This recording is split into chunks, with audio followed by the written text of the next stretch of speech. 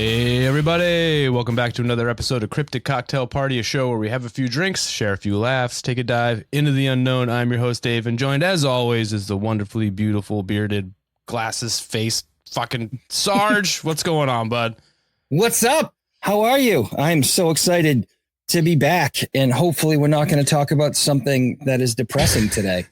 I'm doing good, and no, it's not. This week's episode is going to be the exact opposite of last week's. Okay, good. I can only handle like one of those kind of Sarah McLachlan episodes. Oh, dude. Yeah, it was a bummer. Yeah. And everyone who listened to it apparently thought it was a bummer as well. But they said, you know what, though? I will say this. So it was informative, and that's what was important. It can't all be sunshine and roses. Sometimes you got to drag all of you kicking and screaming back to reality. I do kind of regret not leaving room for at least some lightheart, like, you know, like I know I didn't include anything in the script that could have led us to like making it a little brighter for everyone. So exactly. Yeah, that's on me. People tune in to hear me do something, say something stupid, and you kind of responding to my stupidity. Yeah. And I there was no jokes to be made. No, it's like, this is the worst. I left no room for dick jokes. There wasn't any whole talk. Yeah. But I don't know. People seem to enjoy it. I think. I don't fucking know. I mean, you can enjoy something that's a bummer, I think. Yeah, well, I mean, it's tough when you think about it, when you're talking about some supernatural things that are horrifying, like a ghost is a dead person, you know? Yeah. And so it's challenging to joke about that and still be respectful. But at the same time, you have to do it. It all depends on if you believe in ghosts, though. If you don't believe in ghosts, then you can fucking talk shit all you want about the dead. Like, well, not about the dead, but you know what I mean? Or if like the ghost was a dick when they were alive, then it's okay. Yeah, then they're pieces of shit and don't like whatever. Fuck that guy. Glad he's dead. Like sucks his ghost is terrorizing people, but exactly. You know. If Hitler had a ghost, I would make fun of it relentlessly. Oh, if Hitler had a ghost, it sounds like a really bad satirical graphic novel that I would read the fuck out of.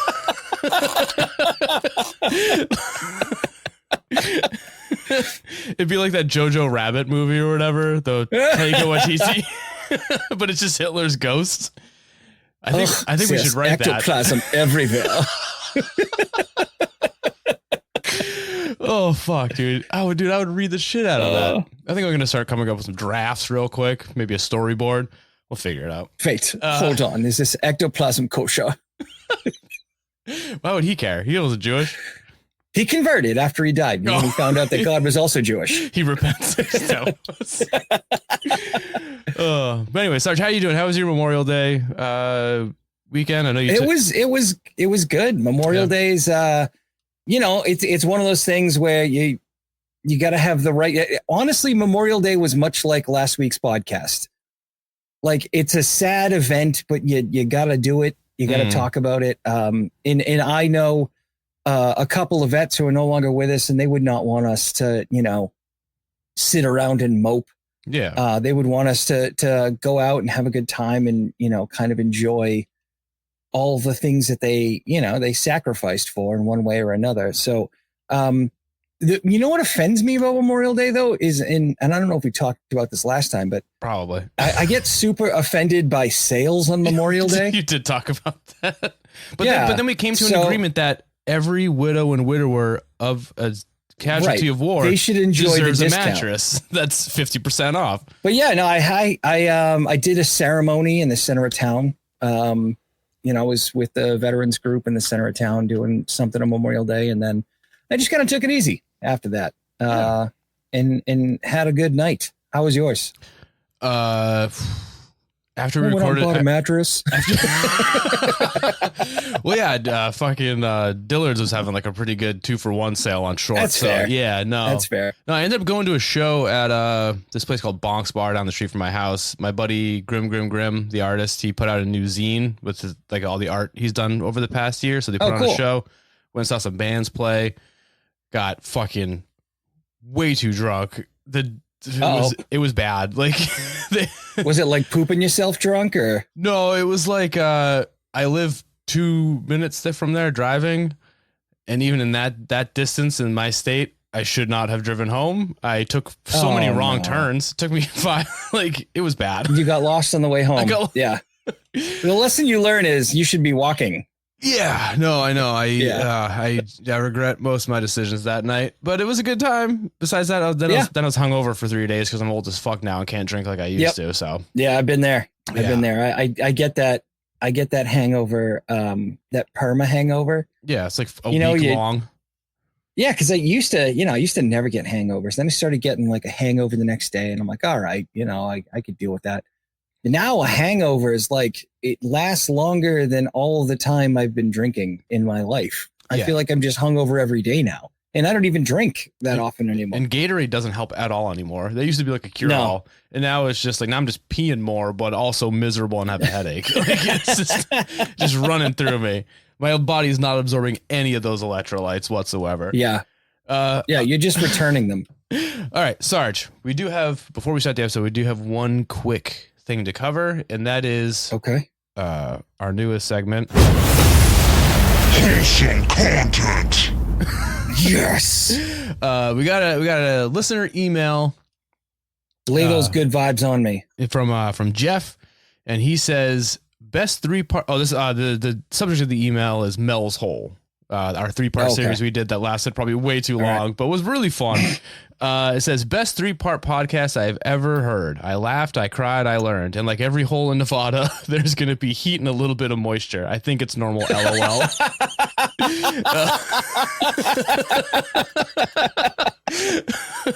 Love the content. Need more about holes. LOL. Jeff from Long Island, New York. Go Bills. I don't agree with that last part, but yeah, unfortunately, there's not that many holes stories. Yeah. Although I did learn about a new one, and it's called the Glory Hole, and we might have to cover it. And don't worry about it. Is it at a truck stop? No. But or like a rest stop in Connecticut.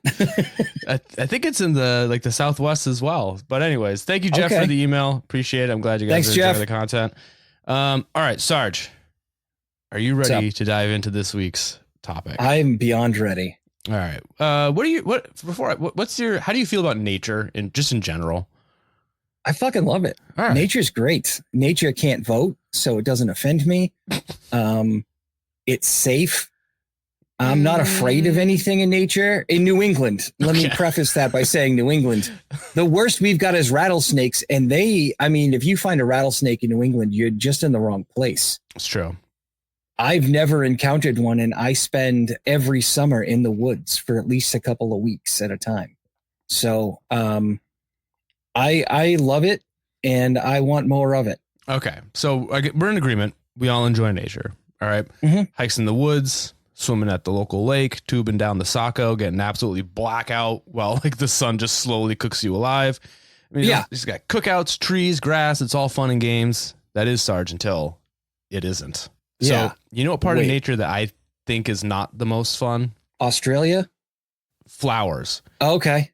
That's fair. Yeah. No, they feed the bees and they smell good and they're technically like a vital part of our ecosystem. Without them, the whole world would more or less collapse. But they also, allergies. I don't know if you ever got one of those cocktails at a fancy bar where they put like rose water and fucking all that and it tastes like ass. Yeah. But there's another reason that flowers kind of suck, and that is because sometimes, Sarge, they are alien robots in disguise that traumatize small children and attempt to destroy school buildings in Florida. Today, Transformer? Today, Sarge, we're going to be talking about the robot flowers of Dade City. Are you familiar with the robot flowers? No, but I am in no way shocked that this is about Florida. I think whoever experienced this was just on a lot of meth. So, before we begin, I did look into Dade City, Florida, just to kind of get an idea of where we're working with. Not much going on there. It's in the Tampa Bay area. It's like a small city with a population of about 7,500. Nothing really to write home about. It's got a lot of antique shops, heritage museums, and Screamageddon, Central Park's only large-scale independent scream park with 6 spectacular haunted houses, attractions including a monster midway, beer gardens, all that kind of stuff. So before we get too deep into this, I love Tampa. Mm-hmm. My company has an office down there, and so we have an annual business meeting for folks in my profession. Mm-hmm. And we go to our Tampa location because it's fairly quiet there. And the weather's nice year round. So we go down in January. Yeah. And the first time I went down there, I was walking into our office building and there was a chicken running around. And in the office building? Just outside. Oh, okay. At like the front door. It was just like pecking the ground. And there was a security guard there. And I'm like, whoa, whose chicken is this? And he looked at me like I was insane and was like, it's nobody's chicken. And I was like, what? And apparently this is a thing that I didn't know about. Tampa has roving feral chickens. Like wild chickens. Yeah, they just wander around outside. And I stupidly was like, oh, does someone have like a emotional support chicken? Is there a farm nearby? Like, what is this? Why isn't this chicken leashed up? It's like if you went to somebody in Boston and you were like, whose pigeon is this? It's no one's. It's just, like it lives here. Yeah. So I was blown away by that. And then also there is a strip club right next to a Sonic. And so I had never eaten at a Sonic before. And I found that there was a Sonic nearby. And I was like, I'm going to go to Sonic and eat. And as I was driving, there's this strip club. And I want to say it's called like 2001, A Sex Odyssey or something. Oh my fucking God. But it's got a UFO on the roof. And it lights up at night. It's like a flying saucer on the roof and it lights up and it's fucking awesome. I need to go. I don't ever want to go to a strip club, but I have to know what it's about. I need to know what the inside looks like. I need to know what's the buffet like. Because every strip club has a buffet. Like, let me see if I can look it up before we move on, because I need to tell you the name. So if you're ever in Tampa, you can go and drive by this hilarious place. Okay. It's 2001 Odyssey, Adult Entertainment Club, Tampa, Florida. So it's 2001 Odyssey. Right. Okay. I feel like 2001 Honda Odyssey, but instead it's a strip club.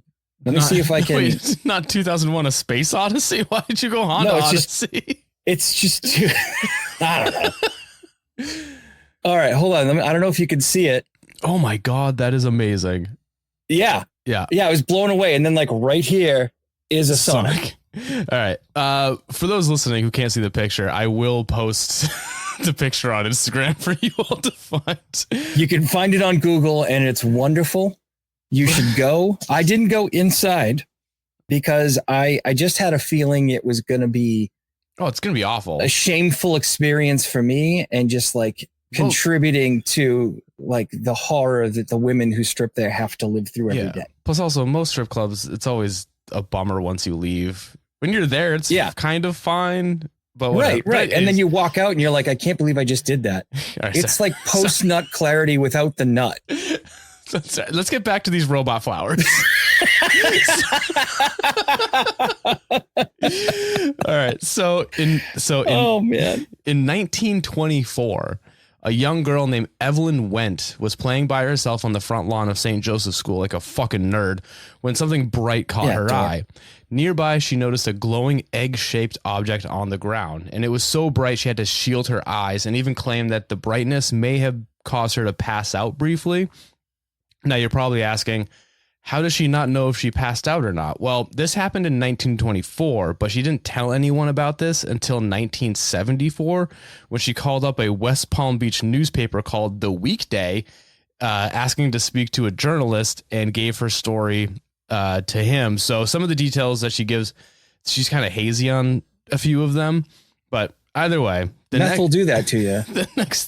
She was a kid in 1924. I don't think she was doing meth. Yeah, but she was a kid in 1924 in Florida at a time when it was like maybe 15 years from them pulling cocaine out of Coca-Cola. So, I mean, I guess. I don't know. Either way, the next thing Evelyn remembers is that the glowing from the egg dimmed and revealed what she described as a pockmarked saucer-like craft. She stared at it for a bit, probably to kind of figure out like what the fuck was going on, when suddenly a hatch opened on the side and the occupants of said craft started coming out. She went on to say, quote, "Little people emerged. I think they were robots. I tried to count them, but they changed so. They were smaller than I was and resembled animated flowers with faces where the bud would be, end quote. You all right? No, we're not going to go with meth on this, right? Like we're going to play this straight and just say that she was fine. Play this straight. Maybe she had some of that old Coke lying around. She went on to say that the robot flowers were carrying what she assumed was some type of weapon.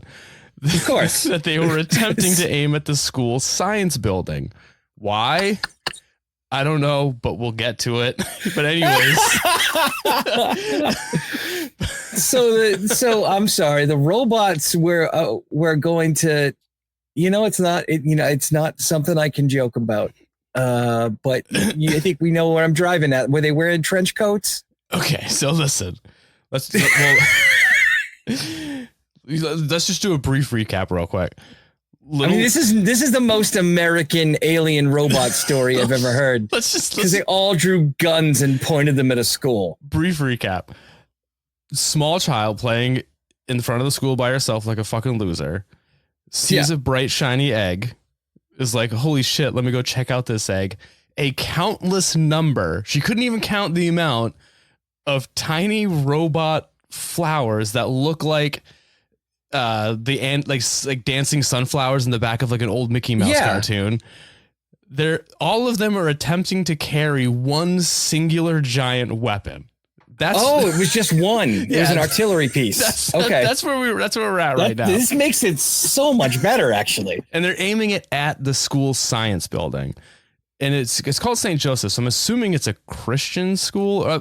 So it was a hate crime, is what they were planning. Well, but also like Christian scientists, isn't that just like creationism shit? Like, I don't think, like, what's science? No, I think it was, what was the name of the building again? St. Joseph's. It was the school science building. So Christian scientists, like, if I remember correctly, don't have saints. So my guess is it's the science building of St. Joseph's. Okay. I don't know anything about Christian scientists. It all sounds like gobbledygook. I know they're Protestant. That's the only thing I know. And with the exception of Episcopalians, Protestants. No, it's just what I know of Protestants is with the exception of Episcopalians, which are like they're like the church that Henry VIII founded. They still have saints, but most other Protestant faiths don't have saints. Okay. That's why, St. Joseph's kind of threw me off. My guess is it's like a Catholic school, but they have a science building. Sarge, all that is fascinating. I don't give a fuck. Well, I'm kind of interested in the kind of science that a Christian school is doing. Well, we're going to find out. Hold on. We're going to turn this water into wine using science. Yeah, it's basically just like Christian alchemy. Food coloring. It's food coloring. But yeah, so all these robot flowers came out of the ship carrying what she had assumed was some type of weapon. Now, Evelyn, being the empath that she just claims to be, wanted to help. Yeah. So she told the paper, quote, "They were so small, I was going to assist. The creatures even let me try, but I couldn't even budge the machine because it was so heavy." Now, Evelyn then claimed that the robot flowers started talking to her telepathically because, of course, they can. Yeah.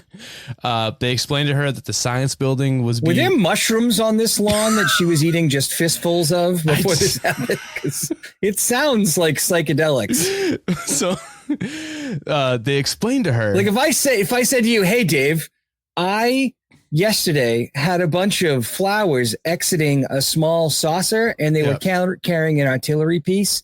and then the flowers started talking to my brain. Yeah.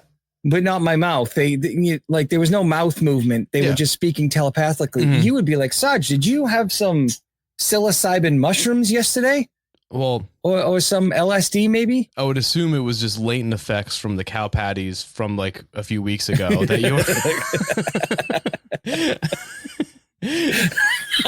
Now, but if you truly believed it, I wouldn't knock you. I'd be like, "Yeah, cool." Yeah, I didn't actually stop a cow. It was just like one large child, but I was so high, I didn't know. Everyone's freaking out at you, but you think it's just because the cow got loose. Like, "I know I got him." They're like, "Sarge, no!" Put Kevin down. But anyway, so telepathically, they explained to her that the science buildings, it was being used to conduct experiments that they found, quote, disturbing, and that if, quote, the work continued, they would destroy the whole place. And then after this veiled terroristic threat, essentially, they, for whatever reason, decided that now is probably not the best time to blow up a building, and just started making their way back to the ship with their weapon like in tow. Then one of the robot flowers stopped, turned, and offered Evelyn the chance to go with them. She said she was intrigued by the idea, going on a spaceship, hanging out with a robot flower terrorist cell, seeing space. But she eventually declined, and the Robins were like, all right, no worries. We'll come back for you. Promise. And according to her, they, quote, promised to come back for me in 35 years, but that was up a long time ago, and nothing happened that I know of. She then watched as the robot flowers that, in my head, like I said earlier, they kind of look like, you ever play Conker's Bad Fur Day for the N64? No. I wish I did. They kind of look like the sunflowers from that, or like I said earlier, the sunflowers are like dancing in the background of any like old timey cartoon. Right. But anyway, so she watched them board the ship and they took off. Of this, she said, quote, all I can remember now is that the saucer was laden looking and very pockmarked. Then when it started up, its molecules expanded and it turned silvery bright. I don't know how she do that. The UFO then went straight up, hovered for a minute, and then disappeared from sight, end quote. Now, not long after this interview with The Weekday, some UFO researchers tried to hypnotize Miss Went to try and get more information about these mysterious robots. I mean, maybe she was abducted and didn't know it, and that could possibly explain why she thinks she may have passed out. But it didn't matter because the hypnotists weren't able to get her into a trance-like state because her fucking brain was too strong, man. She's fucking ironclad up there. But oh, I'm sure that was why. but this all tracks.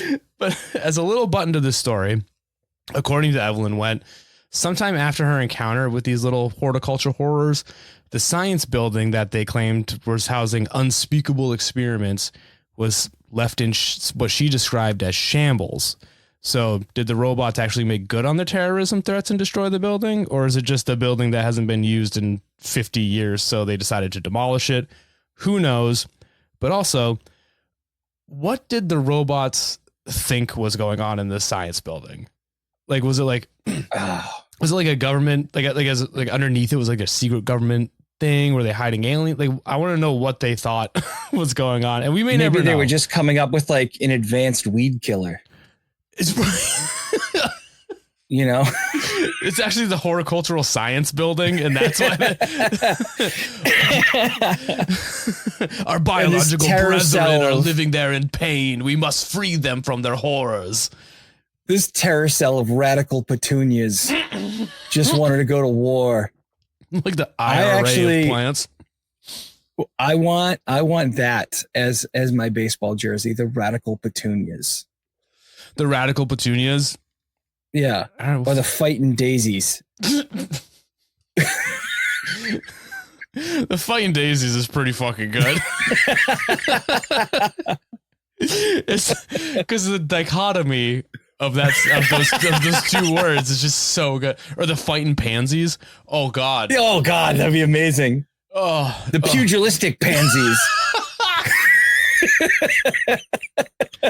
The combination. It's just a bunch of guys wearing bow ties with pocket protectors, where they got these big boxing gloves. So good. Bring it on. Oh shit. But anyway, Sarge, there you have it. That is the story of the Dade City robot flowers. I hope this cheered everyone up from last week's episode. I had a blast with this one. This is my favorite thing that I'm going to think about for weeks now. The robot flowers? I just love this story. I don't care if she was high. I want this to be so real. I'm hoping that this is the first time that aliens actually have come to Earth. In that everywhere on Earth right now, there's just little terror cells of like ornery, rage-induced pansies. Just waiting everywhere. Every major city has a pocket, like some sort of cell, like a sleeper cell somewhere. Yeah. Yeah. And they're just ready to kill. Like flower boxes across the country are actually hives of activity for these little robot flowers. It's like that movie Batteries Not Included, but instead of all your fucking instead of your toasters and shit, it's going to be just all your flowers are going to fucking just start attacking. Oh, fuck. Yeah, no, that'd be really good. But I mean, oh man, I love this. I love this idea. The only thing that bums me about this story is that she didn't give any scale to like what, you know what I mean? Like, yeah, like she said, she was. Well, the minute you said they offered to take her with them, I was like, the ship has to be big enough to like have her in there. Cause she said that they were smaller than her. But like, she didn't say like, were they the size of a flower or were they just like 2 inches shorter than her? Because the small kids, I'm starting to feel like she was just really, really high. I mean, yeah. I mean, but also 1924, everything was covered in asbestos and lead paint, and all the clocks are made out of fucking radioactive material to glow in the dark. Well, like you know, when you have a dream, and when you have the dream, you're like, I've already dreamed about this, but you know you've never actually dreamed about it. It's just your brain has tricked you into it. Yeah. My wonder is maybe she just had a dream and she's like, oh no, this actually happened. Like, you know, she had a long meeting with the garden club, went home, had a dream, and was like, aliens in my flower pots.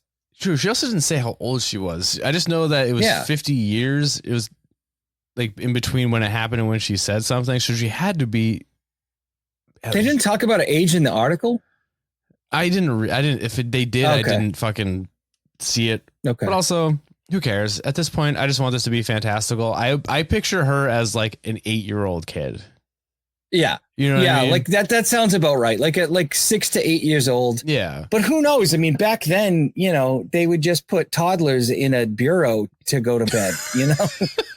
So they weren't exactly watching their kids back in the 20s. So she could have been like, you know, an infant. But also, if she wasn't in school, she was just playing at the school. Why wasn't she at work? I feel like back then, like she's late for her shift at the mill.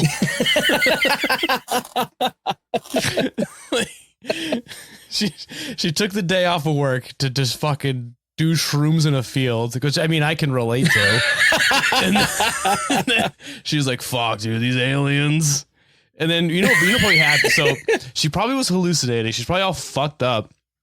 And then like 50 years later, one of her fucking weird hippie friends in the 70s was like, hey, you want to try shrooms? And then she just had fucking crazy like acid flashback. And she's like, holy shit, remember that time I saw those alien robot flowers in the 20s?